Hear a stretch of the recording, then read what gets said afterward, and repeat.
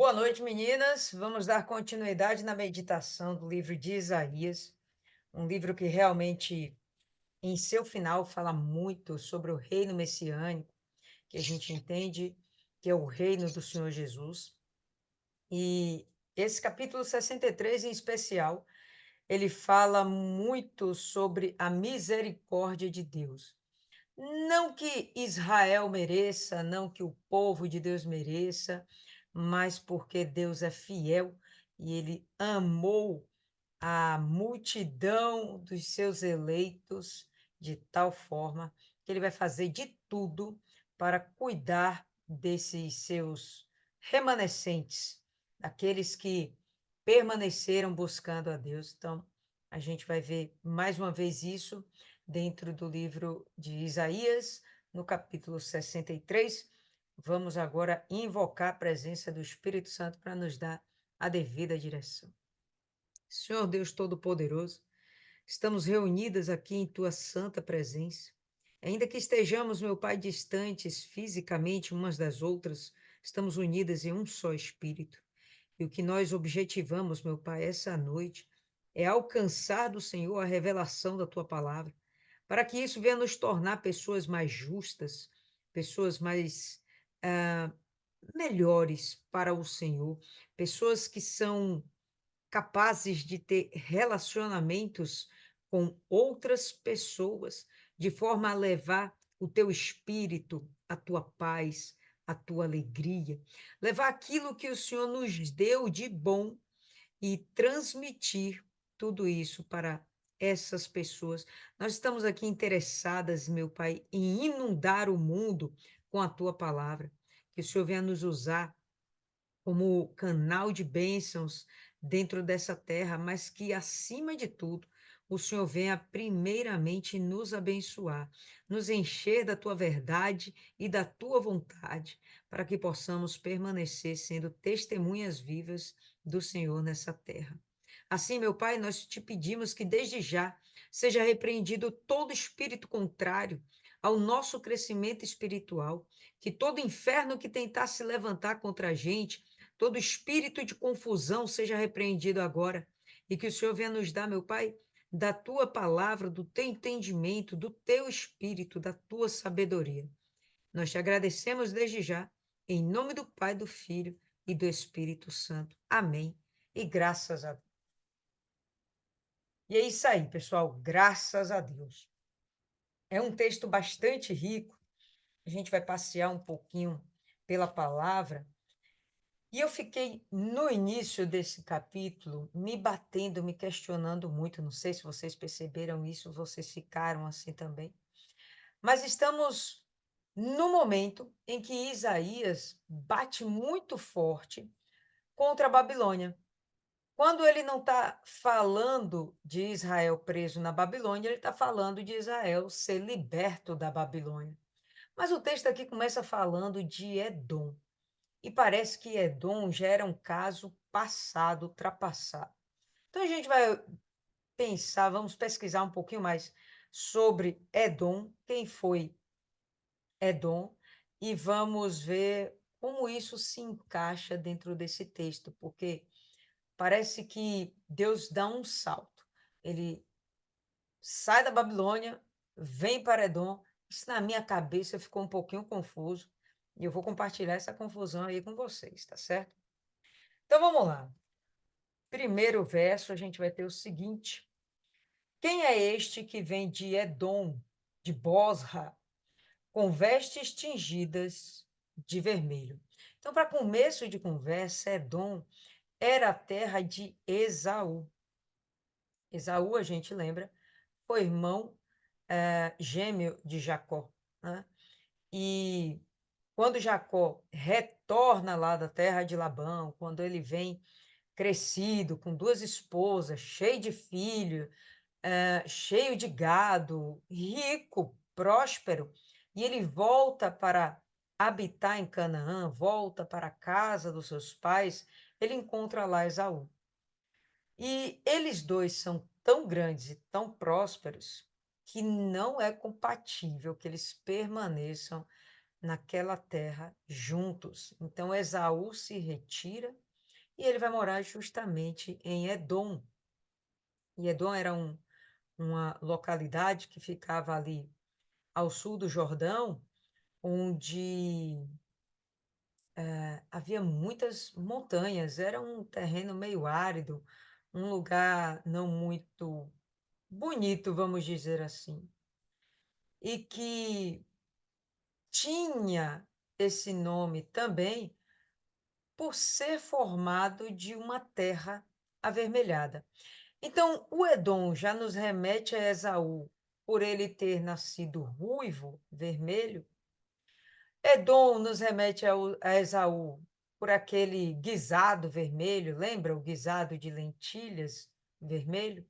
E essa terra também, que era uma terra vermelha.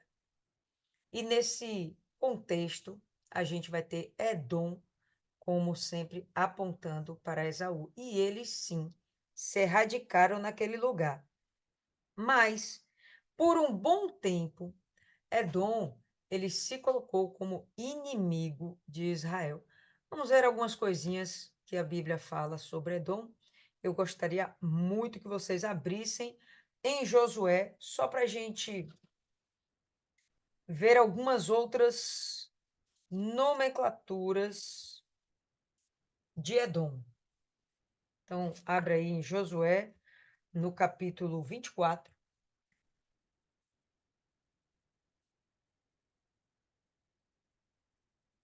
Todo mundo abriu?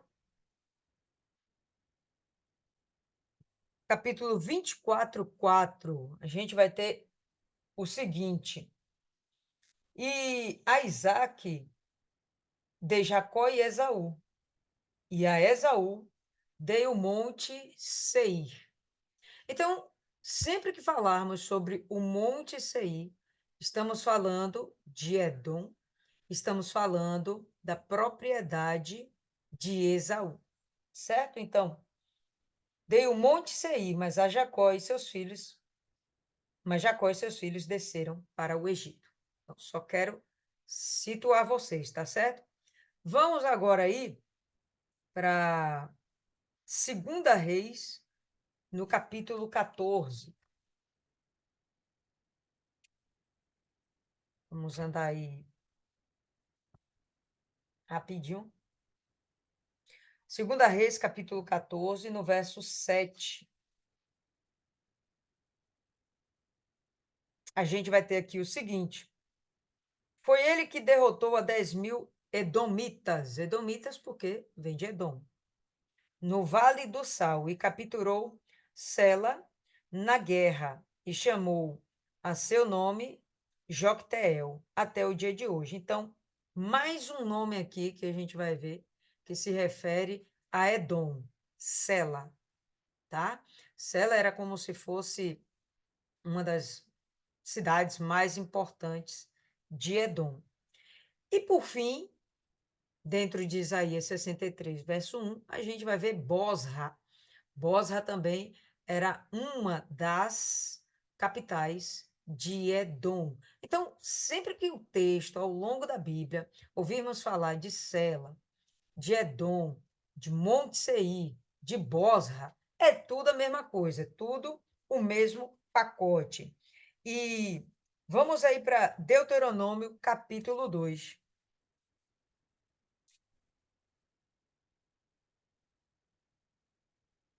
Deuteronômio, no capítulo 2, já no verso 1 mesmo.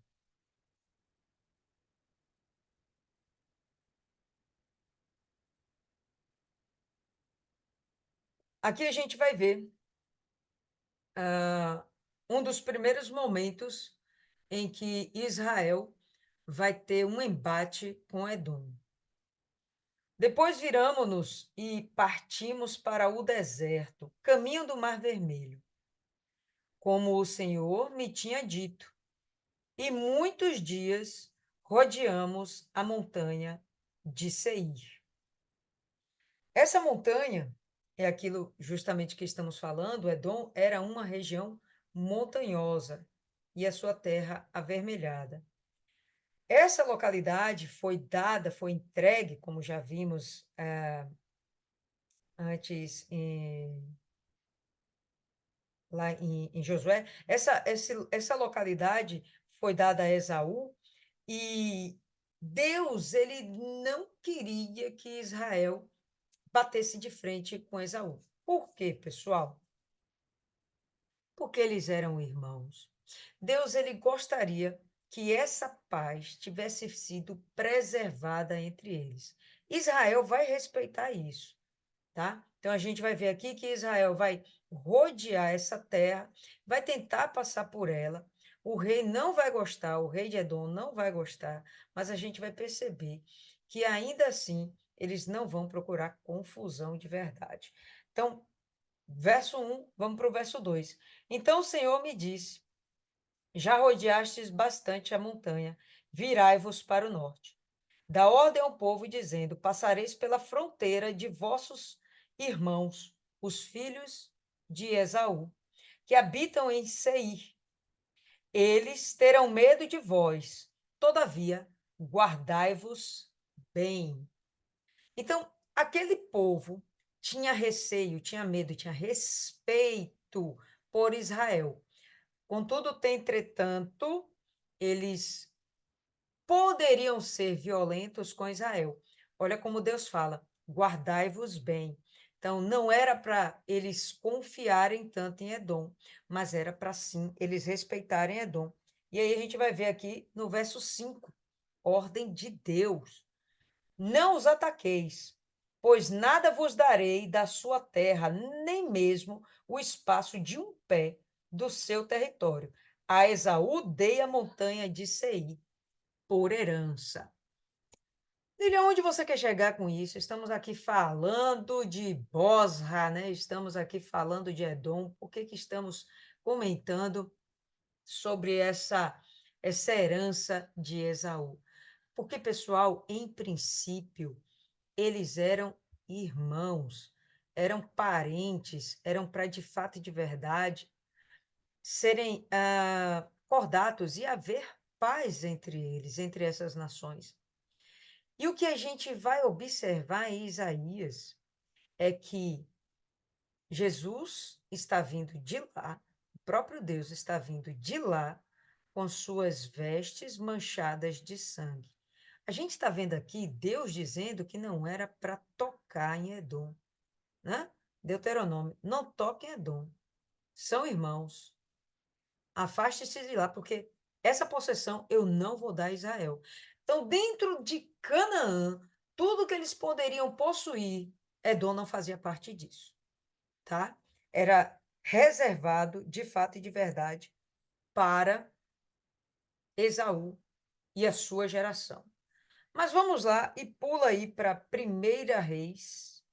A gente viu segunda, né? Agora vai para Primeira Reis, capítulo 14.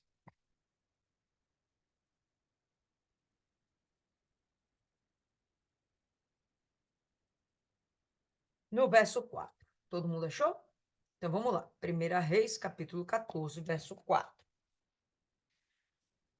Ah, a mulher, porém, disse a Aías, ou melhor, perdoe, e a mulher de Jeroboão fez o que ele mandou, e foi à casa de Aías em Siló. Ora, Aías já, cadê, gente? Não podia ver, seus olhos já se tinham escurecido por causa da sua idade. O Senhor, porém, disse a Aías: a mulher de Jeroboão vem consultar-te sobre o teu filho que está doente. Assim e assim lhe falarás. Ao entrar, ela fingirá ser outra. Assim, ouvindo Aías o ruído de seus pés, ao entrar ela pela porta, pessoal, esquece, não é essa passagem. Eu acho que é Segunda Reis mesmo, e eu errei, tá? Me perdoa. Vai para Segunda Reis. Segunda Reis 14.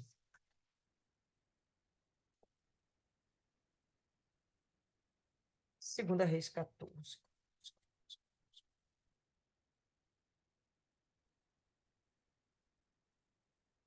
Mesma coisa, verso 4. eu ver se é aqui. Sim, isso aí mesmo, tá? Vamos começar do verso 4. Os altares, porém, não foram derrubados, o povo ainda sacrificava e queimava incenso a eles, neles. Logo que o reino foi confirmado em suas mãos, matou os seus os conservos que tinham matado o rei, seu pai.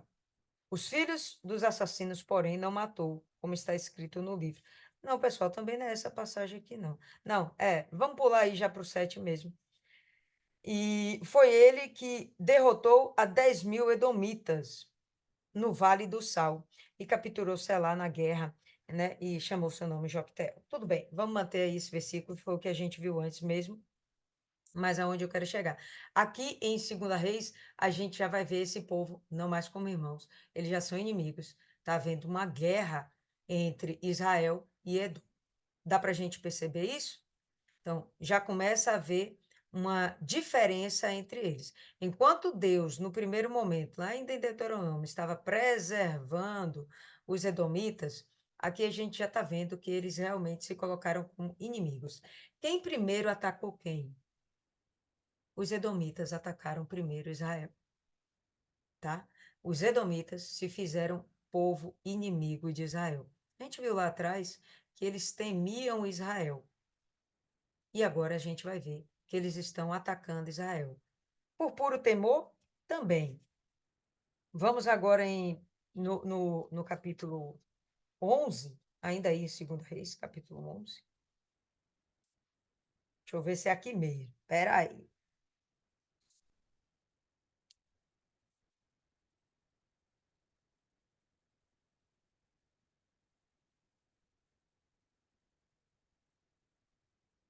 Ah, não, é aqui. De verdade, Primeira Reis é aqui. Primeira Reis 11, tá? Não é Segunda Reis, não. Primeira Reis 11. Aqui é segunda. Aqui é primeira. Primeira Reis 11. Todo mundo? Verso 14. Levantou o Senhor contra Salomão um adversário. Levantou o Senhor contra Salomão um adversário. Hadad, o Edomita, da estirpe real de Edom. Estando Davi em Edom, e subindo Joabe, comandante do exército, para enterrar os mortos, feriu todos os homens de Edom.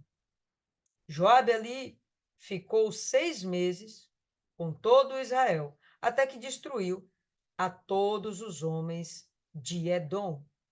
Hadad, porém, ainda menino, fugiu com alguns homens edomitas, dos servos de seu pai, e foram para o Egito.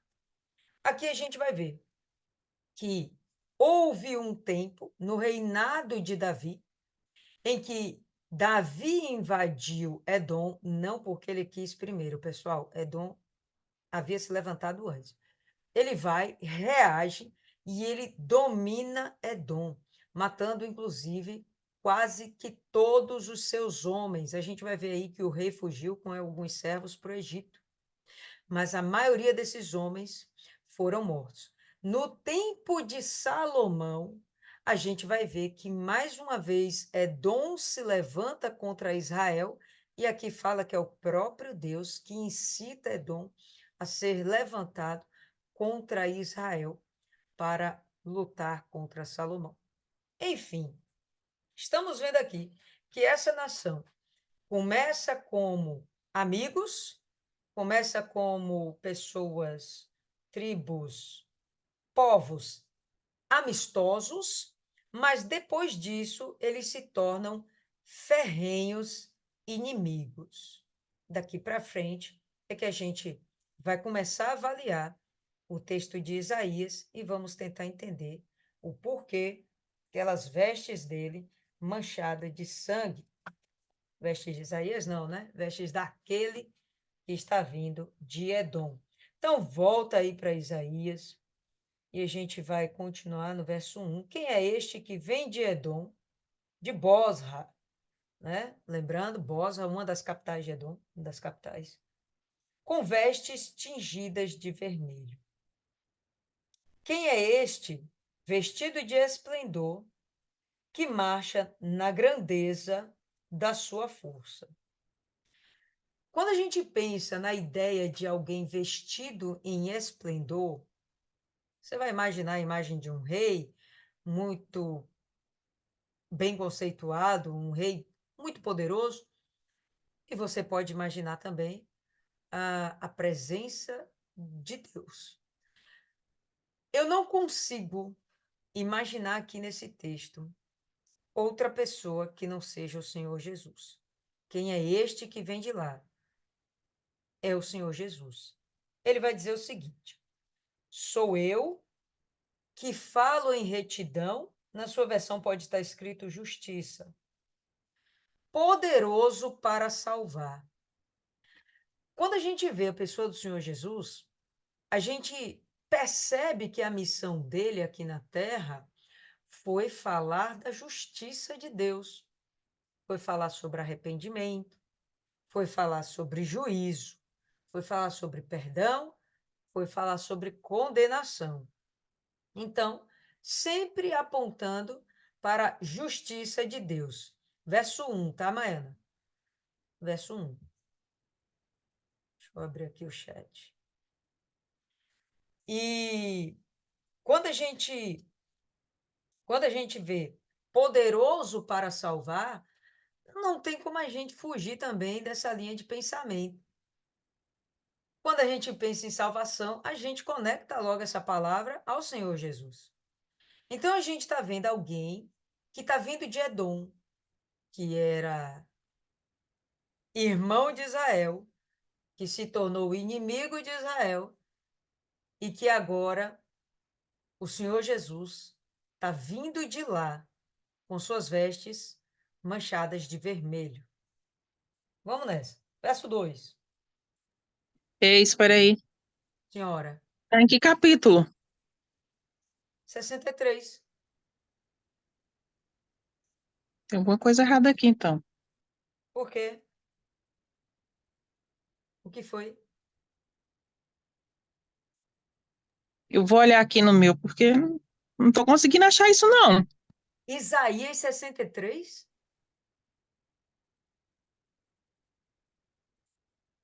Não tá achando? Tu tá procurando, tu tá no outro livro, né? Noutra viagem. Isaías, volte, vá, venha para a luz. Isaías 63, agora a gente está no verso 2, certo? Por que estão vermelhas as tuas vestes, como os trajes daqueles que pisam no tanque de prensar uvas? Na sua versão pode estar escrito lagar. Ótima, Isis. Na sua versão pode estar escrito lagar. Seja como for, tanque de pisar uvas, lagar, é a mesma coisa, pessoal. Aquele lugar onde as uvas eram colocadas e as pessoas pisavam as uvas para dali extrair o mosto, que seria aquele primeiro suco, tá certo? Suco da uva, o sumo da uva, tá? Então, mosto ou vinho novo também pode ser chamado assim.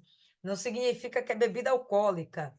O vinho novo era o suco da uva extraído, não fermentado, tá bom? Então, ele está apontando para uma ideia, uma referência de que quando se pisam as uvas, essas uvas, né, mancham as vestes de vermelho, né? Hoje a gente imaginaria o roxo, mas existem também uvas vermelhas. Nossa cabeça, sei lá, na minha cabeça o que bate mais primeiro são as uvas pretas, né? E ficar manchado de roxo. Mas enfim, ele vai dar essa ideia aqui. Por que as tuas vestes estão vermelhas? Como daquele que pisa o lagar, pisa as uvas no lagar. Jesus amado, Maiana, Deus tenha misericórdia da sua alma. Vamos continuar E aqui. muita, viu? Inclusive, me inclua aí nas suas orações, que Tá não tá ligado, fácil, não. tá ligado a Vitória, tá ligado a Vitória. Então vamos lá. Aí a gente vai ter o seguinte, pessoal. Eu gostaria muito que vocês abrissem agora em Apocalipse, Apocalipse, no capítulo 19. Apocalipse 19.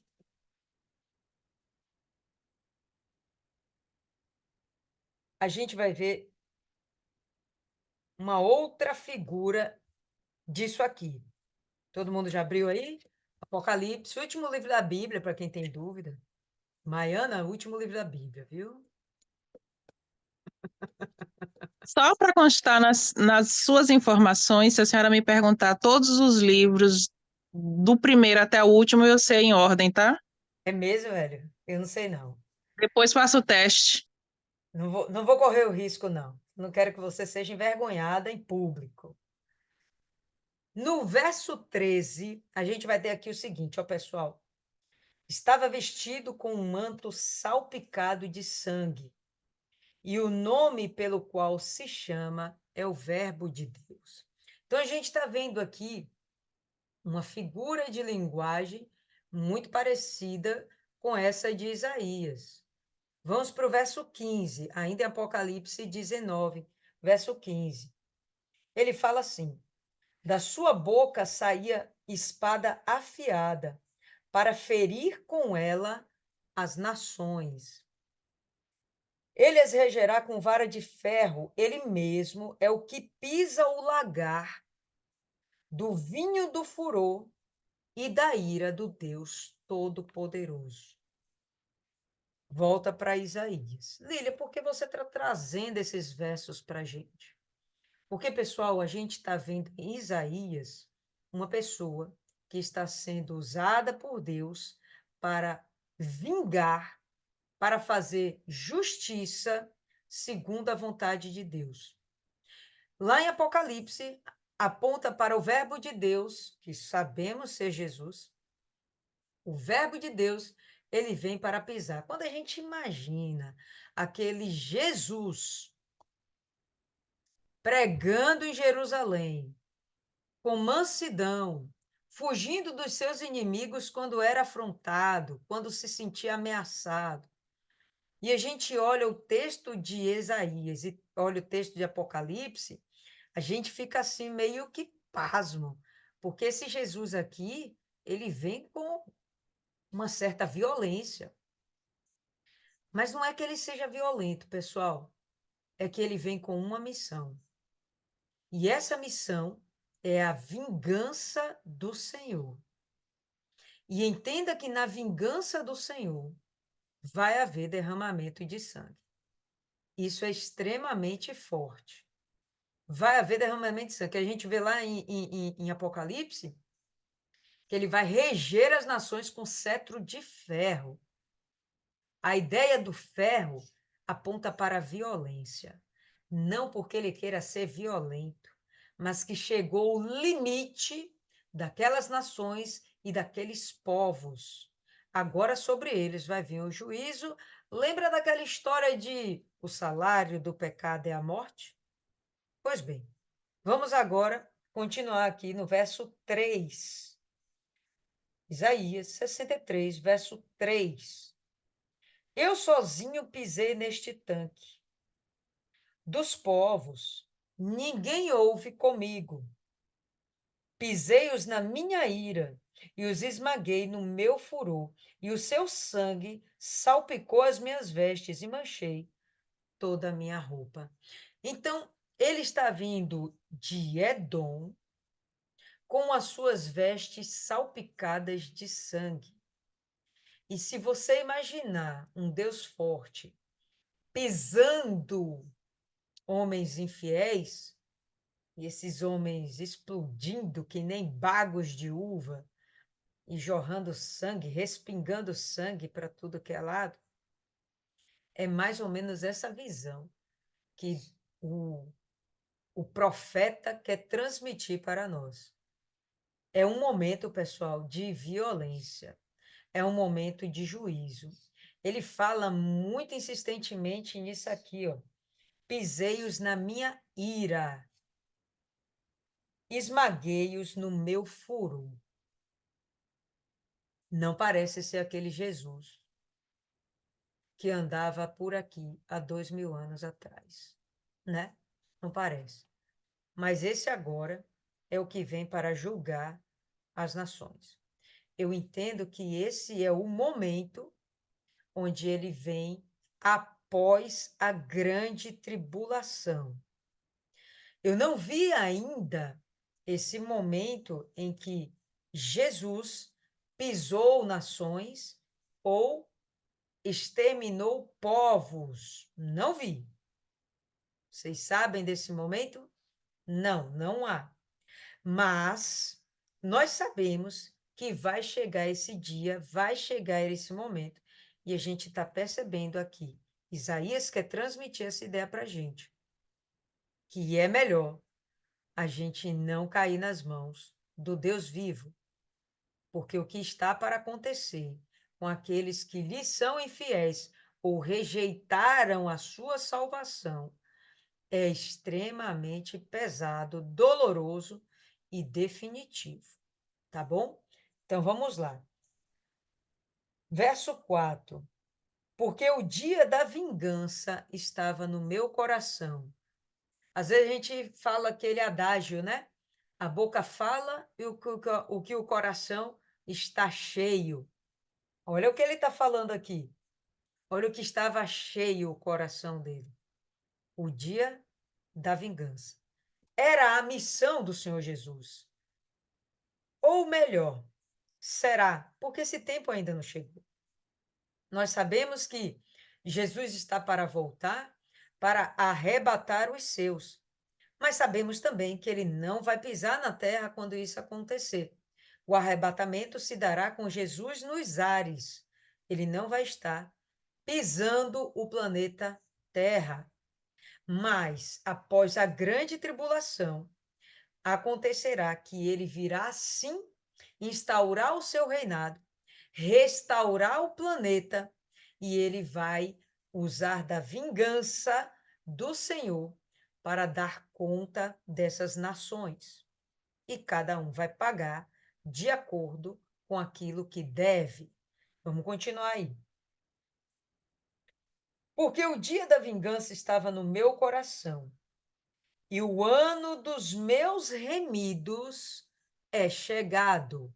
Muito legal isso aqui agora, pessoal, porque ele está dizendo que o dia da vingança é para salvar os seus remidos, é para salvar o seu povo.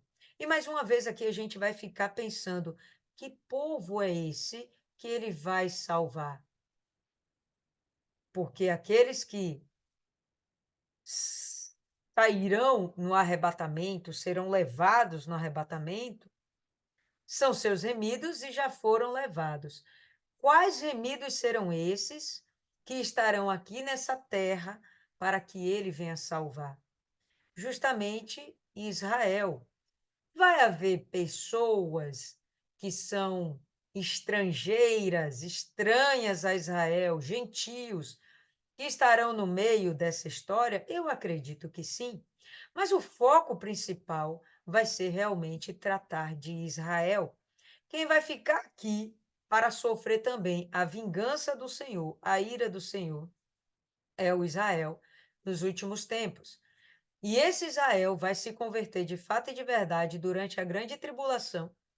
E então Jesus vem para salvá-los, assim como Jesus salvou da tribulação, da grande tribulação, aqueles que se converteram antes, que a gente chama de igreja, e eu prefiro chamar de povo de Deus, porque no meio desse povo de Deus existe povo de Israel também, que são os judeus messiânicos, os israelitas que são messiânicos e acreditam em Jesus.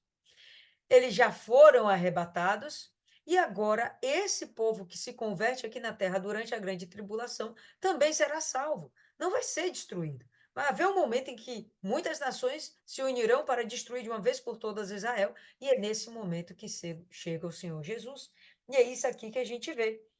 É o ano dos meus redimidos, e o ano dos meus redimidos é chegado. Olhei e não havia quem me ajudasse. Espantei-me de não haver quem me sustivesse, pelo que o meu braço me trouxe a salvação. Eu achei interessante isso aqui, ele é meio que continuação ou reverberação do verso 3.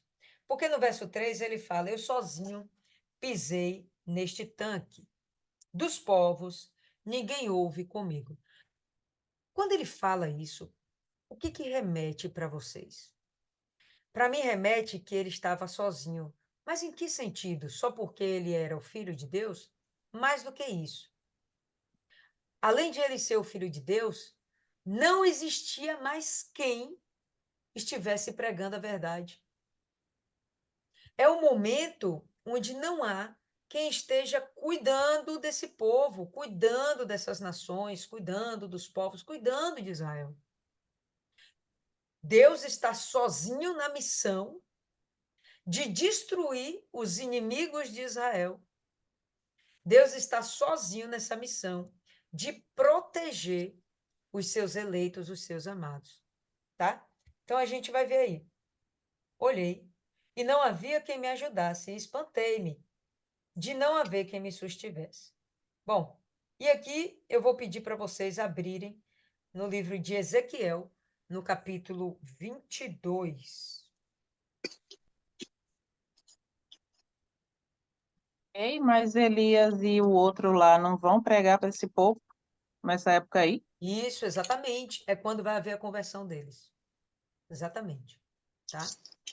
E isso vai se dar na segunda metade da grande tribulação. Ah, eles vão sofrer para aprender, tomar vergonha na cara e depois eles dois aparecem. É, porque o que acontece? Jesus vem para salvar os seus, ok? O Israel de hoje é de Jesus? Não, eles não creem em Jesus. Tá? Então, eles não receberam ainda Jesus como seu Messias. Mas vai acontecer isso? Mas pode escrever que vai acontecer com certeza. Enquanto eles estiverem na grande tribulação, e a grande tribulação é justamente para isso, pessoal, para que o povo eleito de Deus se converta. Não é simplesmente para julgar as nações. O julgamento das nações vem depois, com Jesus. O julgamento das nações vem com Jesus, com seu cetro de ferro, pisando aqueles que o rejeitaram, que são inimigos de Deus e que são inimigos do povo de Deus. Então, na segunda metade da grande tribulação, que a gente sabe que são 7 anos, a gente vai ter lá as duas testemunhas pregando. E nesse momento, sim, esse povo vai se arrepender. Eles vão se converter, eles vão lembrar, eles vão reconhecer que Jesus é o Messias. Entende? Pronto. Nesse momento aí, eles vão estar buscando a Deus. Agora sim, eles são de Jesus. Certo? Agora eles vão se tornar de Jesus. E aí o que vai acontecer? Jesus vai deixar eles serem destruídos? De forma alguma. Jesus vem guardar o seu povo. Tá? Então, eu falei aí com vocês, né? Ezequiel 22, mas eu não abri aqui ainda, peraí. Ezequiel 22 no verso 30, tá, pessoal? Verso 30. E ele vai falar aqui, ó. Busquei entre eles um homem que levantasse o muro e se pusesse na brecha perante mim por esta terra, para que eu não a destruísse, mas não achei ninguém. Não houve quem intercedesse por Jerusalém. Não houve quem intercedesse por Israel. Então aí a gente vai lembrar, ou melhor, a gente vai pensar que dentro de Israel vai haver uma grande carência espiritual, ao ponto de não haver no seu meio profetas, sacerdotes, pregadores, pastores, dê o nome que vocês quiserem, mas não vai haver aquele que vá falar, anunciar o Senhor Jesus. Quem vai cuidar disso, quem vai cuidar disso, vai ser o próprio Deus. Não havia um homem que fizesse. Ah, mas vai ter as duas testemunhas. Vamos combinar que essas duas testemunhas não são mais homens? São homens que morreram, ressuscitaram e são enviados por Deus? Tá? Mas aqui, no meio do povo, dos homens, da terra, já não existe mais ninguém que se coloque na brecha por esta terra. Ninguém vai se colocar como intercessor de Jerusalém. para que eu não a destruísse, mas ninguém achei. Abre aí agora em Isaías, no capítulo 52.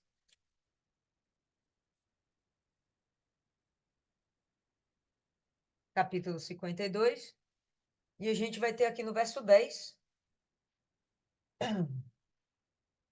O Senhor descobriu o seu braço santo perante os olhos de todas as nações. Todos os confins da terra verão a salvação do nosso Deus. E aí a gente vai continuar no verso 15 ou 13 até o verso 15. Vede o meu servo, procederá com prudência, será engrandecido, elevado e muito sublime. Exatamente como muitos pasmaram à vista dele, o seu parecer estava tão desfigurado, mais do que o de qualquer outro, e sua aparência mais do que dos outros filhos dos homens. Assim, causará temor em muitas nações. Os reis fecharão as suas bocas por causa dele, pois aquilo que não lhes foi anunciado verão, e aquilo que não ouviram entenderão. O que eles verão? O braço forte do Senhor. Quem é o braço do Senhor? É o próprio Jesus. Esse que foi aqui desfigurado. Por que foi desfigurado? Apontando para aquele martírio que ele sofreu antes de ser crucificado. Certo? Então aí a gente vai perceber que em Isaías 63, mais uma vez Deus fala sobre o seu braço forte e ele está fazendo uma alusão ao próprio Senhor Jesus, mostrando que é Jesus quem vem para concluir essa missão de vingar os povos. Tá dando para entender? Estamos acompanhando? Então vamos em frente aí. Alguma dúvida, vocês falam, tá? No verso 6, a gente vai ter aqui o seguinte. Continuação aqui do verso 5, tá, pessoal? Que eu não li todo, porque continua na outra página, eu não percebi. Olhei e não havia quem me ajudasse, espantei-me de não haver quem me sustivesse. Pelo que o meu braço me trouxe a salvação, e o meu furor me susteve. Pisei os povos na minha ira, embriaguei-os no meu furor.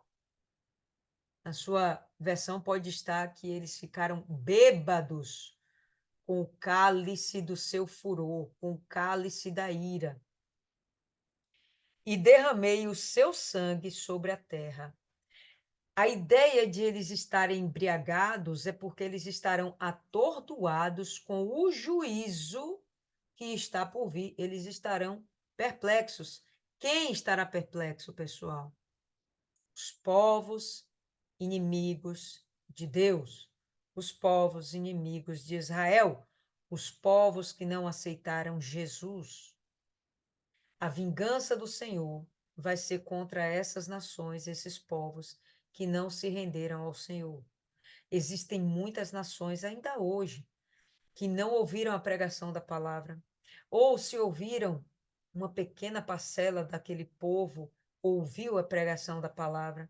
A gente viu há pouco tempo aí que foi inaugurada a Universal no Sri Lanka, uma Universal, uma igreja para todo um país. Estou falando da Universal, deve ter talvez outras denominações evangélicas lá, mas uma Universal para todo um país, para pregar a verdade. Um país que eles aceitam apenas a filosofia de Buda como uma religião, né? E eles usam e abusam da idolatria. Esses povos rejeitaram Jesus, nunca ouviram falar de Jesus? Pessoal, se a gente for acompanhar toda a cronologia da história, com certeza esses povos já foram alcançados pela palavra em algum momento, mas vão passando as gerações e eles vão se afastando de Deus e chega no momento em que estão, onde mais de 90% da população não ouviu falar de Jesus. Eles até têm sede de Jesus, mas eles não o conhecem. tá certo? Então, enfim, se esses povos acabam não tendo essa conversão, como é que eles vão ter a salvação? Vai haver a chance para eles se converterem? Bom, no Sri Lanka acabou de inaugurar uma igreja evangélica, né?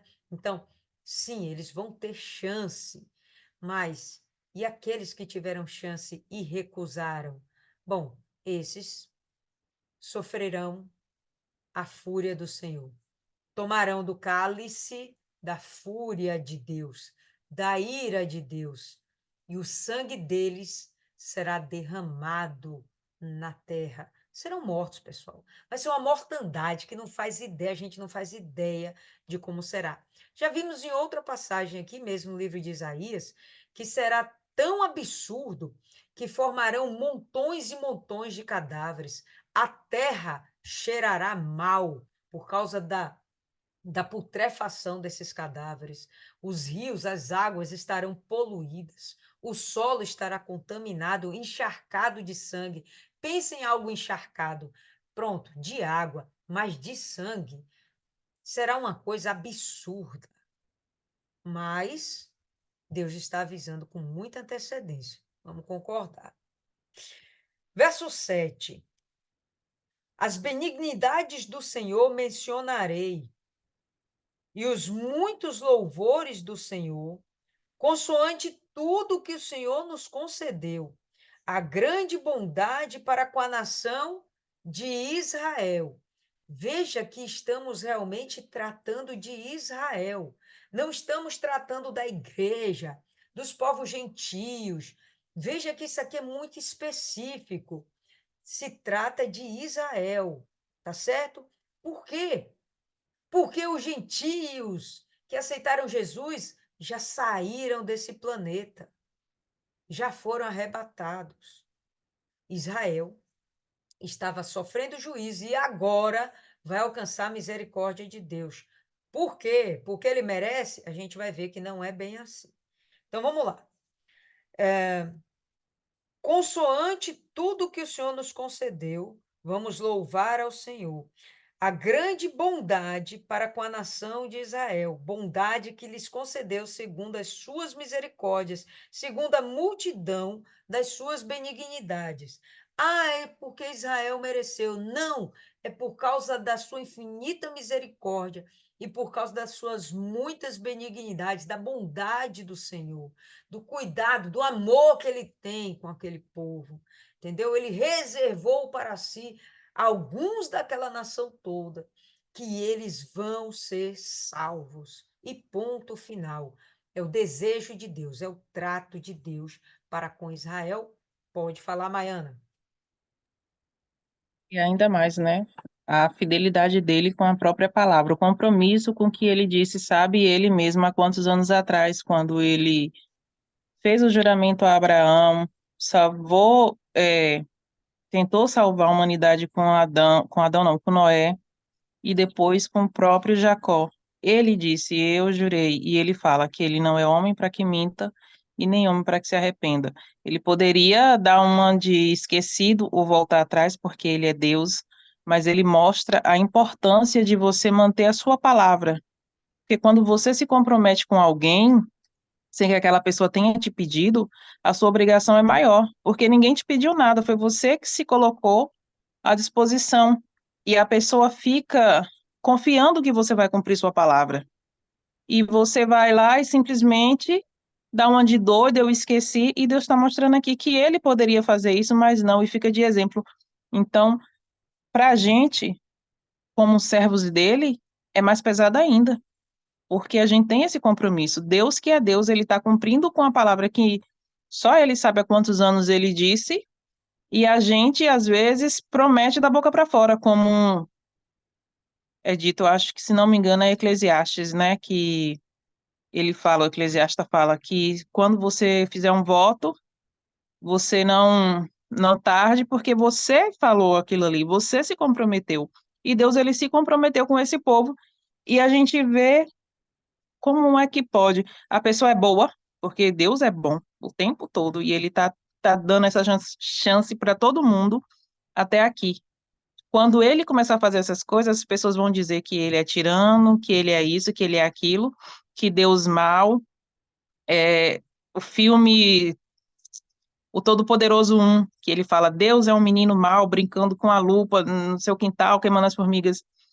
Todo mundo vê que quando a pessoa se estressa, aí a pessoa não presta, mas olha só, quanto tempo Deus não vem tentando alcançar esse povo aí. Eles poderiam subir de primeira, mas não. Eles vão esperar o fim do fim e ainda vai haver quem coloque a culpa em Deus. Porque a gente vê, pô, fulano é tão bonzinho, mas só que esse cálice de Deus, ele foi se enchendo de gotinha em gotinha, e como eu sempre falo, o que faz derramar, o que faz transbordar um copo ou um balde, não é muita água, é uma gota. Se ele tiver cheio, a gotinha que chegar ali vai fazer ele transbordar. E aí a pessoa não presta por causa disso, a pessoa esquece de todas as benefícios que teve, todos os privilégios que teve, todas as oportunidades que teve. É, a gente vê alguns vídeos, né, do resgate, naquela época que o Bispo Sérgio fazia as caravanas, e eu fico arrepiado toda vez que eu vejo algum assim, ou eu lembro, virei e mexe, eu lembro, de um desses que se matou, se enforcou, e depois ele falou: Eu não sabia que era assim. Imagina esse povo que conheceu a Bíblia, lendo tudo isso, chegar num grande dia, sendo pisado aí, sendo esmagado, dizer: Eu não sabia que não é que era assim, sabia. Sabia, inclusive dá para você imaginar que é muito pior. Eu nem quero imaginar. Perfeito. Exatamente. Bacana isso aí, o que Maiana trouxe. De fato, Deus está sendo fiel a si mesmo. Não é por merecimento de Israel. Não é por merecimento. Tá certo? Então ele vai continuar aí. Ele disse: certamente eles são meu povo, filhos que não mentirão. E assim ele foi o seu salvador. Então Deus está dizendo assim: esse povo é meu. Que povo, pessoal? Esse povo no início, tá? Não é esse povo agora do tempo de Isaías. É esse povo lá atrás, quando estava sendo formado, quando Jacó estava tendo seus filhos, quando Jacó é transformado em Israel, quando as 12 tribos se performam. Então, ali, o que Deus está vendo é que esse povo vai ser seu. E o que vai gerar, o que vai crescer daquilo ali, vai ser um povo. Eu achei interessante aqui, que não mentirá. Um povo que não será falso, um povo que não será hipócrita, um povo que será fiel. A mentira em si não é uma mentira de uma pessoa para com outra, é uma mentira da pessoa para com Deus, né? De dizer, não, eu sou teu e acabar se contaminando com outros deuses, com outras, como eu poderia dizer, filosofias, e não de fato seguindo o Deus único e vivo. Só isso. Então ele vai dizer: certamente eles são meu povo, filhos que não mentirão. E assim ele foi o seu salvador. Então o próprio Deus foi salvador desse povo em todo o tempo. A gente vai ver Isaías aqui falando de alguns desses momentos mais importantes e mais maravilhosos da história de Israel. Vamos seguir aqui. Em toda a angústia deles, foi ele angustiado. Isso aqui eu achei fascinante. Você está com sua dor, deixa Deus dolorido também. A sua angústia, deixa Deus angustiado também. Olha o que ele falou, em toda a angústia deles. Deles quem? Seu povo. Aquele que não era mentiroso, o fiel. Em toda a angústia deles, ele foi angustiado. E o anjo da sua face os salvou. Aqui eu quero abrir um parênteses. Quem que vocês acham que é esse anjo? Eu acho que é o Senhor Jesus, porque eu estava lendo Isaías 53 e ele fala exatamente isso. Que foi, inclusive, ele fala lá, por nossa causa. Ou seja, tudo que o Senhor Jesus passou foi por a gente e ainda teve quem condenasse ele. E foi Deus quem o castigou, segundo Isaías. A gente vai ver, pessoal, em algumas passagens, Deus usando esse termo e se referindo a Miguel, ao Senhor Jesus e a alguns homens. Quando a gente vai ver, inclusive, lá no Novo Testamento, o anjo da igreja. O anjo da igreja não é um anjo. O anjo da igreja é o responsável por aquela igreja, o pastor, o dirigente, o líder espiritual. Enfim, me parece aqui que esse momento aponta para o Senhor Jesus, mas eu não vou falar com muita exatidão. Por quê? Vamos para frente, eu vou comentar com vocês. Em seu amor e compaixão, ele os remiu, os tomou e os conduziu todos os dias da antiguidade. Contudo, eles foram rebeldes e entristeceram o seu Espírito Santo. Quando a gente vê aqui o seu amor, a sua compaixão, aponta para o Senhor Jesus. Aponta para o amor que o próprio Deus teve com o seu povo. Deus cuidou, remiu, tomou. Quando fala de remir, é perdoar de pecados, tá? Remiu, os tomou, conduziu todos os dias da antiguidade. E quando ele fala antiguidade, a gente está vendo que é desde a formação desse povo, tá? A gente está vivendo o período de Isaías, essa profecia está saindo no período de Isaías, estamos no reinado de Ezequias, estamos já no período de reis, de crônicas, e Isaías está se remetendo a um outro momento, lá do passado. Quando foi que aconteceu de Deus estar cuidando desse povo, remindo, perdoando, etc e tal? Não sei se vocês param e têm esse entendimento, mas para mim aponta demais para aquele período do Egito.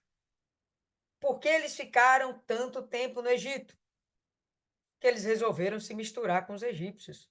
Eles resolveram se misturar com a idolatria. Eles resolveram ir ficando e ficaram. Não era para eles ficarem lá eternamente. Era já para eles terem saído de lá. Ficaram 430 anos, um absurdo. E aí, enfim, quando eles saem de lá, vem essa ideia do remir, do perdoar. Vamos sair daqui, vou remir vocês, vou tirar de vocês esse peso e vou conduzi-los a uma outra condição. Então, me aponta demais para esse período da saída do Egito, tá? Então, contudo, eles foram rebeldes e entristeceram seu Espírito Santo, pelo que lhes tornou um inimigo e ele mesmo pelejou contra eles. Quando eles estavam lá dentro do deserto, onde eles ficaram 40 anos lá rodando no deserto, lembra? Quando eles estavam às portas para entrar em Canaã, eles entristeceram Deus, porque eles duvidaram que Deus fosse capaz de lhes dar aquela terra como havia prometido lá atrás para o próprio Abraão. Aquele povo temeu os gigantes que haviam naquela terra, que haviam na Canaã. Deus ficou entristecido e o que Deus fez? Se tornou inimigo deles. Fez eles vagarem 40 anos pelo deserto, ao ponto de que a maior parte deles, a maior parte não, todos os homens adultos, todas as mulheres também, lógico, né? Todos os adultos, eles acabaram morrendo por lá. Quem entrou em Canaã? Os filhos dessa geração que saiu do Egito. Todos eles foram mortos. Então Deus se colocou como inimigo deles, pelejou contra eles. E Josué e Caleb entrou, viu? Só Josué e Caleb. E vamos considerar que Josué e Caleb, eles. Deixa para lá, vai entrar em outra. A gente vai perder tempo. Mas, enfim, Josué e Caleb foram os únicos, porque eles não contrariaram a Deus. Eles foram os únicos que voltaram de lá da Canaã como espias, né, como investigadores do que era Canaã, eles foram os únicos que voltaram dizendo: pô, a gente vai entrar e a gente vai conquistar, porque Deus vai nos dar, né? Eles nem confiaram no próprio braço, eles estavam confiando que Deus ia fazer aquilo, mas o resto do povo todo, então aquele povo não entrou. Então, o seu povo se lembrou dos dias da antiguidade de Moisés e do seu povo, dizendo: onde está aquele que os fez subir do mar com os pastores do seu rebanho? Na sua versão pode estar no singular, com o pastor do seu rebanho. Seja lá como for, pessoal, isso aqui não aponta necessariamente para Jesus, nesse momento, esses pastores. Esse momento aqui aponta realmente para Moisés e os líderes espirituais que foram levantados pelo próprio Moisés para cuidar de toda Israel, tá? Então, esse povo se lembra. Poxa, quem era o nosso povo? Nas mãos de Moisés, o povo que Moisés guiou. Onde está aquele que os fez subir do mar com os seus pastores, com Moisés e com o seu rebanho? Tá certo? Onde está o que pôs no meio deles o seu Espírito Santo? E o Espírito Santo estava no meio de Israel, sempre dentro, relacionado com o tabernáculo de Deus. A gente já sabe da nuvem, a gente já sabe da coluna de fogo. A todo momento, o Espírito Santo estava dentro de Israel, cuidando de Israel, dando sabedoria a Moisés, dando sabedoria a Arão. O Espírito Santo estava ali cuidando. Mas eles se colocaram numa condição de inimigos de Deus quando eles duvidaram de Deus. E a gente vai continuar aqui. Onde está o que pôs no meio deles o seu Espírito Santo, que fez o seu braço glorioso andar à mão direita de Moisés, que fendeu as águas diante deles, para criar para si um nome eterno, que os guiou pelos abismos, como um cavalo no deserto. Nunca tropeçaram. Quando você pensa no cavalo, você pode imaginar, não um animal de carga, mas um animal de guerra. Então, era um povo que estava sempre preparado para lutar, era um povo guerreiro e era um povo que estava preparado para vitórias. Nunca tropeçaram. Como o animal que desce aos vales, receberam descanso do Espírito do Senhor. Então, além deles estarem protegidos e preparados para qualquer coisa, Deus ainda deu descanso a eles. Quando eles receberam esse descanso? Quem sabe dizer aí? Quando esse povo recebeu descanso? Quem lembra?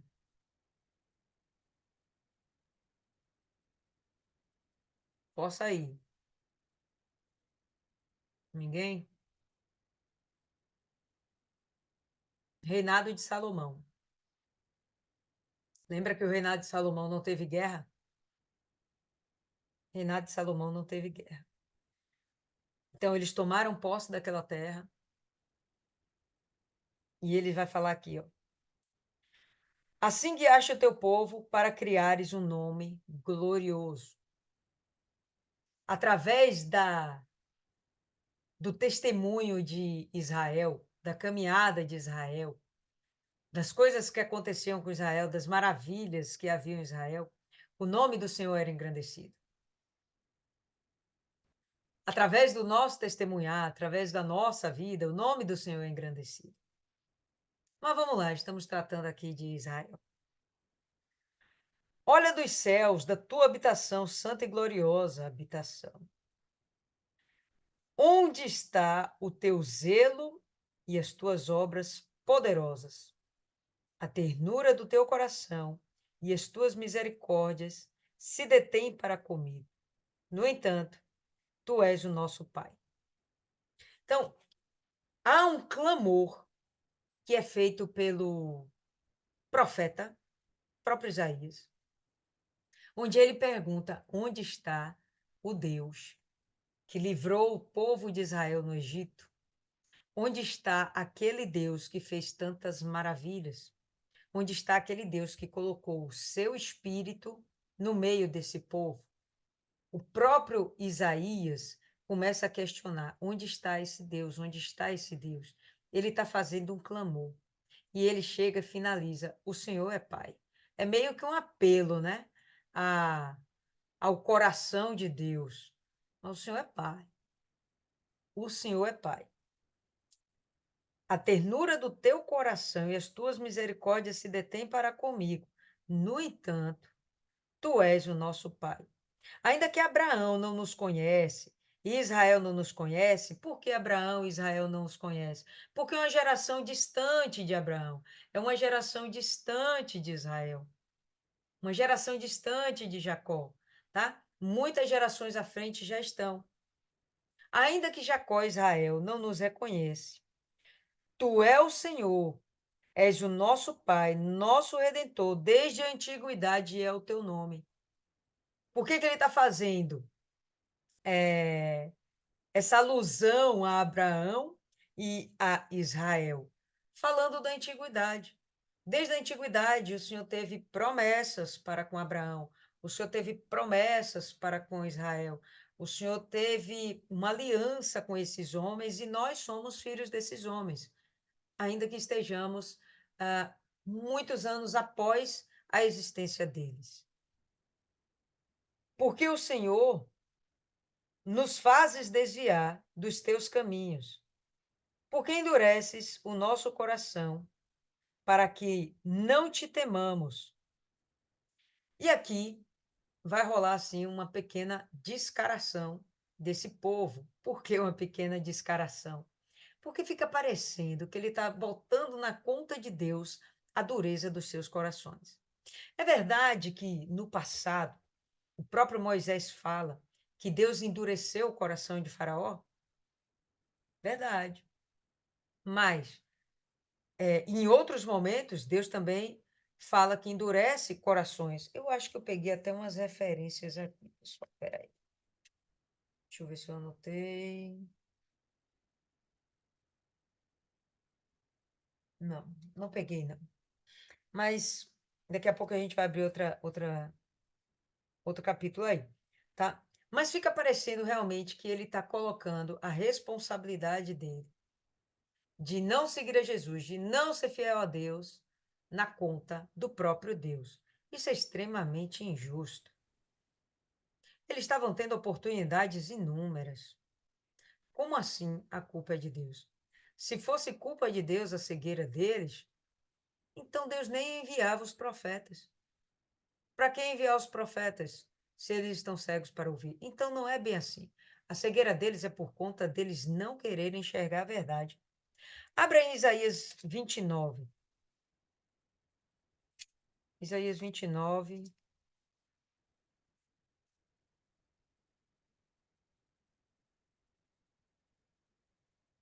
No verso 13.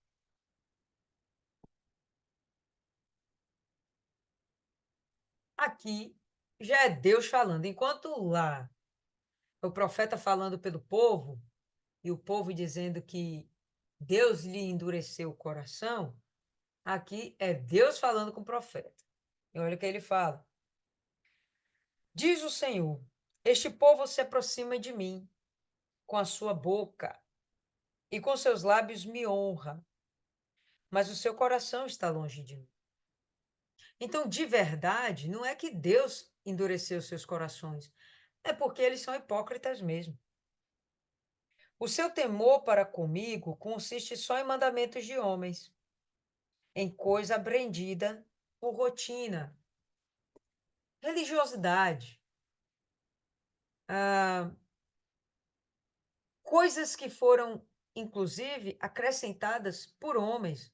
Não é necessariamente a lei de Deus, não é necessariamente o que Deus determinou como o que deveríamos seguir, a sua justiça, o seu amor. Não, eles seguiam leis de homens. Por exemplo, quer ver uma lei de homem? Não poder usar maquiagem. Outro exemplo, não poder usar adereços. Outro exemplo, não poder cortar cabelos. Isso não está na lei de Deus, isso são leis de homens. Mas de repente as pessoas seguem isso e elas acreditam que estão satisfazendo a Deus, mas são leis de homens. De verdade, o seu coração está longe de Deus. Pode falar aí, Maiana. Eu lembrei do pastor André Domingo. Ah, mas tem crente que bebe cerveja e diz que pode tomar cerveja. Se baseia que o pecado não é beber, é a A embriaguez. embriaguez. E aí ele falou, pois vocês vão ver eles lá no inferno. Eu falei, eu não vou ver, não, porque eu não vou. Aí ele, vocês vão ver lá de cima. Eu falei, ainda bem. Por quê? Porque é algo que o homem tenta se aproveitar, né, para pecar e fazer os outros pecar juntos. Exato. Então, leis de homens. Tá? Eu estava vendo, tem um determinado pastor aí, se diz pastor, nas redes, né, sociais, onde ele disse que o dízimo pode ser R$ 1. Onde é que está escrito isso? Né? Então, são coisas que homens criam para, sei lá que diabo, realmente para fazer com que a palavra de Deus não seja de verdade lida, meditada e de fato praticada, tá? Enfim, vamos voltar para Isaías, tá? Então, é injusto isso aqui que eles fazem. Eu penso, é injusto. Porque, ó Senhor, nos fazes desviar dos teus caminhos. Não era Deus que estava fazendo eles desviarem de seus caminhos. Tá? Então, Isaías 29:13 deixa isso muito bem claro. O próprio Deus fala. Vocês me louvam, me adoram, me amam, me servem de lábios, mas o coração de vocês não é para comigo. Por que endurece o nosso coração para que não te temamos? Nada, vocês que não querem me temer. Volta por amor dos teus servos e das tribos da tua herança. Por um breve tempo, o teu santo povo possuiu a sua herança. Que herança é essa, pessoal? Fala aí, povo lindo. Ninguém? Canaã. Canaã. Qual foi a herança que por um breve tempo eles possuíram? A terra prometida, a herança dos seus pais, né? A terra prometida.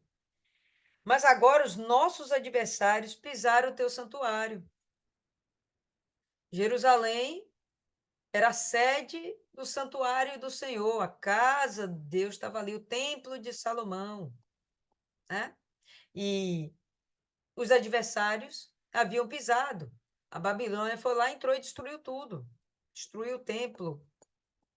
Então, o que o profeta está falando, a profecia está anunciando, é que vai chegar esse momento e que eles vão ser desarraigados da terra que era para ser sua herança.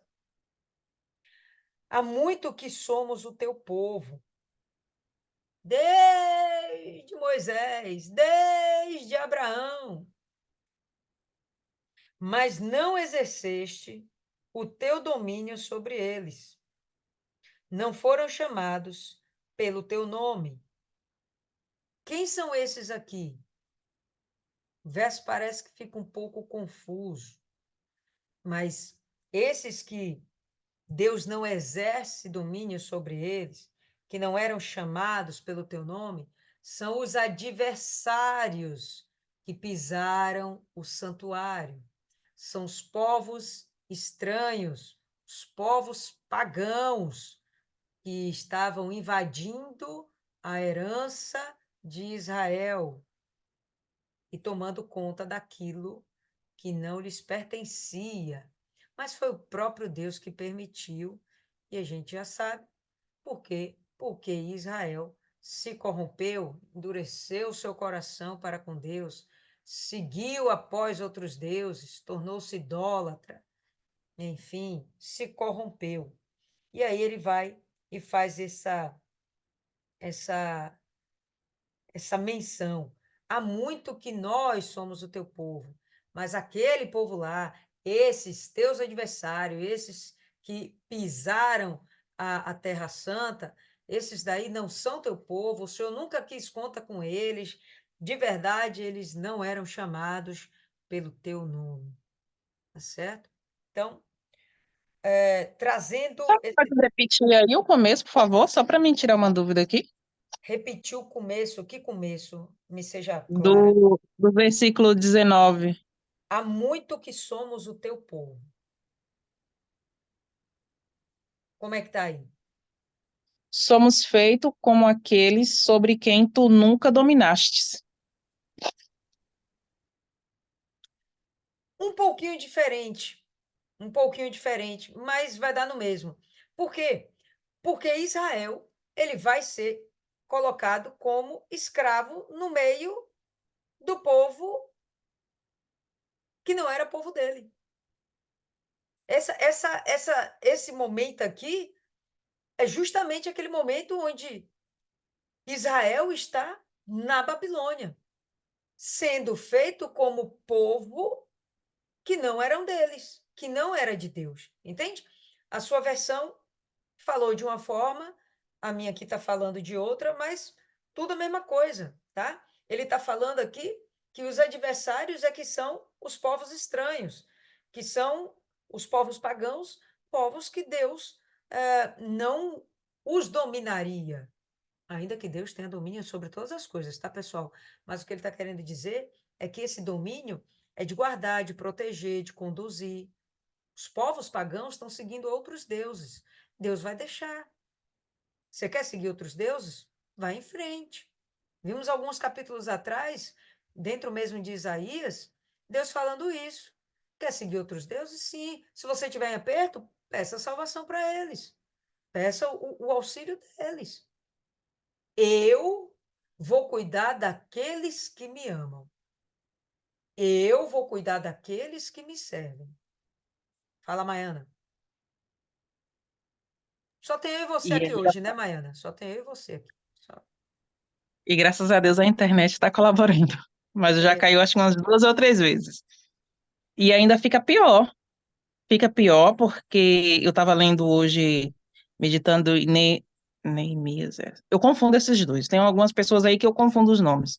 Mas eu tenho quase certeza que foi Neemias que estava reconstruindo o templo quando Ciro deu a ordem para eles voltarem e que eles construíssem o templo e teve aquelas pessoas além do rio que foi lá porque os anciões de Israel não permitiram que eles participassem da construção do templo, que eles foram lá, desde que a gente participe da construção do templo do seu Deus, ou seja, as pessoas queriam se envolver na intimidade de Deus com aquela pessoa, tipo, a minha intimidade com Deus é eu e Deus, eu não posso permitir que outra pessoa se meta nisso, porque vai chegar uma hora que ela vai querer dar os palpites dela, e eu vou ter que escolher entre ela e Deus, e eu posso acabar fazendo a escolha errada. E eles não permitiram. E eles foram lá fazer o quê? Foram fustigar o povo fuxiqueiro, viu? Deus é mais. Foram até Dário, se eu estiver trocando os nomes também, a senhora me corrija, e falaram para eles que o pessoal estava construindo o templo e fizeram de tudo para que a obra fosse embargada. Resultado, a obra foi embargada. Depois, alguém voltou lá de novo, aqueles nomes ali é muito complicado, primeiro que eu não consigo pronunciar, nem se eu quisesse. Sambalá e Tobias. Esses aí mesmo. Depois eles voltaram lá pro rei Dário de novo, e o rei Dário leu os anais lá do, do, do castelo, ele leu algumas coisas que estavam escritas que Ciro deixou. E Ciro disse que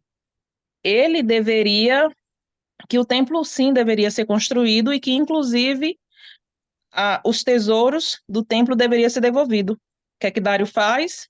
Vai lá e revoga essa ordem de embargo do templo, manda que devolvam os templos, consultar todo na contabilidade a gente tem um nome, né? Eu esqueci agora, é o acervo lá, o, esqueci o nome, depois eu lembro. Para devolver. o inventário, mandou ver todo o inventário para devolver tudo que fosse da casa de Deus e ainda disse que era para orar pelo rei. Aí a gente pensa, poxa, enquanto aquelas pessoas que eram parentes de Israel, tinham o mesmo sangue, querendo ou não, eles tinham sangue, estava querendo parar a obra de Deus, parar a comunhão de Deus, daquelas pessoas com Deus. Aí vem uma pessoa que nem serve a Deus e defende a obra de Deus. Como é que eu vou contra o que eu prego, contra o que eu vivo? Aí vem uma pessoa lá de outra religião para defender a obra que era eu para que deveria estar defendendo. Então, é pior ainda, e é mais fácil colocar a culpa nos outros, é mais fácil dizer que a culpa foi de Deus. Ah, Deus, o Senhor me deu livre-arbítrio, e eu faço com ele o que eu quiser. A culpa é sua que me deixou escolher, porque tem gente que nem chama Deus de Senhor. É você, é o cara lá de cima. Para quem está chegando, eu ainda entendo, mas para quem já está na presença de Deus, eu acho que isso é uma falta de respeito, e não é questão de religiosidade, é respeito mesmo, porque se eu chamar minha mãe de você, ela, no mínimo, vai quebrar meu dentinho de leite aqui, ó, que ainda está durando. Eu posso dar a Deus para ele. E as pessoas se voltam contra Deus, e quem vai defender Deus é aqueles lá que não tem nada a ver com eles, que são os pagãos. Os pagãos. Eu não sei levar essa palavra pro Pagãos. plural também, não. Esses daí mesmo. Então fica pior. A gente pensa, não, não vai ser pior, não. Pode sim ser pior. Uma fruta, ela pode cair e rolar para muito longe debaixo da árvore. Pode continuar, estou tentando fechar aqui. Vamos ver se Isis fala alguma coisa que ela disse que está aqui. Fala aí, Isis.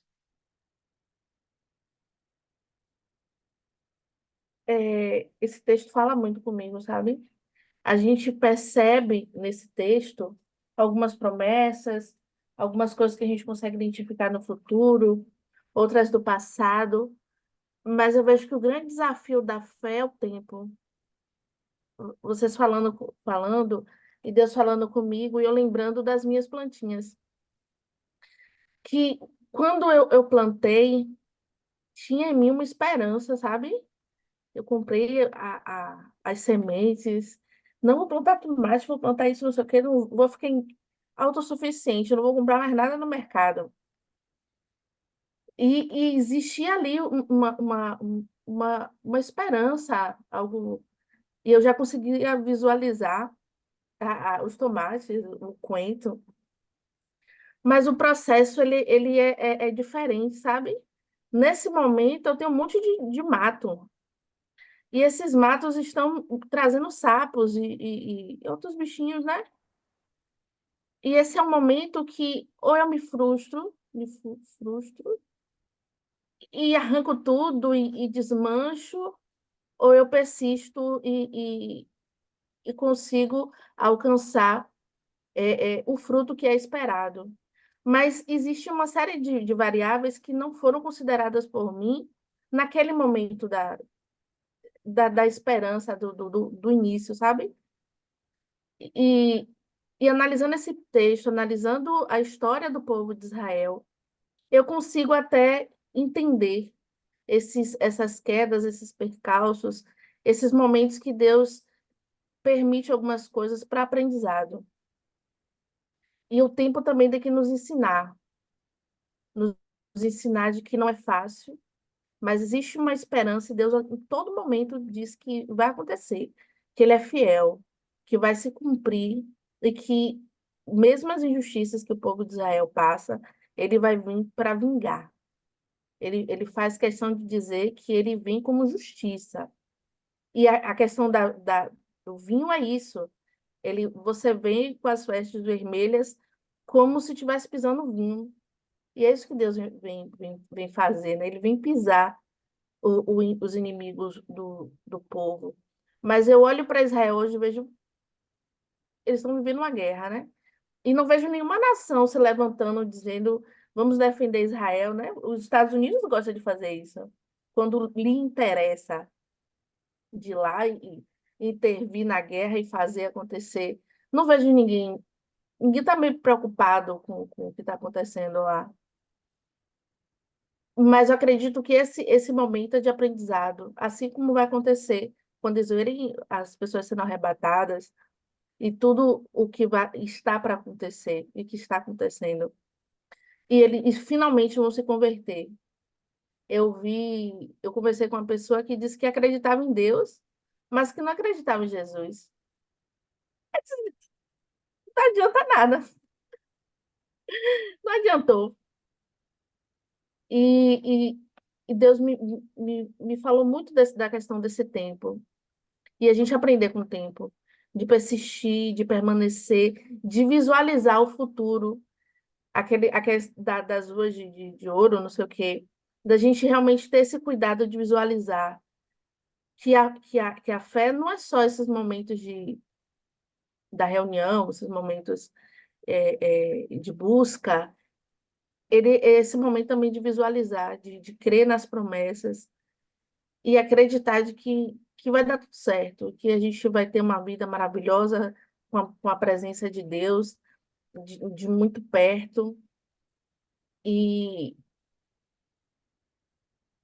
é muito forte esse texto. É realmente muito forte e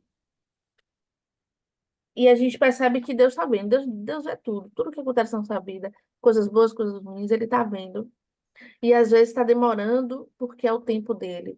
E esse tempo vem para nos ensinar. Eu estou refletindo sobre esse aprendizado que o tempo tem me ensinado. Acho que eu estou em 3 anos de igreja. E fazer essa reflexão, analisar as coisas grandes que Deus fez por mim, as macro coisas, e os milagres do dia a dia, e o que me espera, e o que Deus ainda tem para fazer. É isso. Muito bom. Não fiquei sozinha aqui, só com Maiana. Muito bom. Mas o nosso tempo está meio esgotado. Eu vou encerrar aqui por aqui, pessoal. Mas que fique desse texto que, sem sombra de dúvidas, Deus ele é um justo juiz. Ele vai cobrar dos nossos exatores, aqueles que vão nos maltratar. Velho, isso vai cobrar. Sabe onde eu vi isso aqui? Eu ainda comentei com o Marcelo, mas isso vou deixar isso para depois, porque na verdade é no capítulo seguinte. No capítulo seguinte, capítulo 64. O cuidado que Deus tem. Deus vai ter sempre esse cuidado com a gente, entendeu? Nós somos povo eleito também, porque nós aceitamos Jesus. A gente se fez eleito. Diferente de Israel, que é eleito desde sempre, que é amado, entendeu? Mas nós nos fizemos eleitos, Deus também nos escolheu, Deus também nos chamou. E esse mesmo trato que ele tem com Israel, ele tem também com a gente. Então, da mesma forma que se a gente desviar, a gente vai pagar um preço, né? O juízo de Deus, a justiça de Deus, ela existe sobre as nossas vidas diariamente, Isis, isso aí. Da mesma forma, Deus também vai nos guardar, nos proteger, nos prosperar, fazer o que é necessário, vai nos dar paz, vai nos encher do Espírito dele, se a gente continuar insistindo em buscá-lo, perseverando em alcançá-lo, não desistir de chegar à salvação, tá? Deus, ele foi Deus ontem, ele ainda é Deus hoje, tá? E os milagres, todas aquelas coisas maravilhosas que aconteceram com Israel e fizeram de Israel, ou melhor, e fizeram com que Israel fosse usado para engrandecer o nome do Senhor, a mesma coisa é com a gente também. Nós estamos aqui nessa terra para engrandecer o nome do Senhor. Você foi curado, foi para engrandecer o nome do Senhor. Você foi liberto para engrandecer o nome do Senhor. Né? Uma grande porta se lhe abriu, foi para engrandecer o nome do Senhor. Tá? Você caiu, levantou, foi para engrandecer o nome do Senhor e por aí vai. Tá? E isso vai fazendo com que o nome do nosso Deus cresça. Aquela ideia de Paulo que diminua eu para que tu cresças em mim. É exatamente isso, tá? Por mais que a gente venha a ser filhos amados de Deus, zelados por Deus, mas nós só servimos, o nosso objetivo é engrandecer o nome de Deus, é amá-lo, adorá-lo, o grande mesmo, o personagem principal da história é e sempre será Deus, tá certo? Então, vou encerrar por aqui, pessoal, porque o tempo realmente exauriu um pouquinho. Eu pensei até que não ia demorar tanto, mas, enfim, perdoem. E a quinta-feira a gente continua com o capítulo 64 e a gente vai terminar esse livro ainda na próxima semana. A gente vai estar concluindo esse livro. Eu quero que vocês já vão pensando aí qual será o próximo livro que a gente vai meditar depois que concluirmos o livro de Isaías, tá bom? Então, Deus abençoe vocês e a gente encerra hoje por aqui.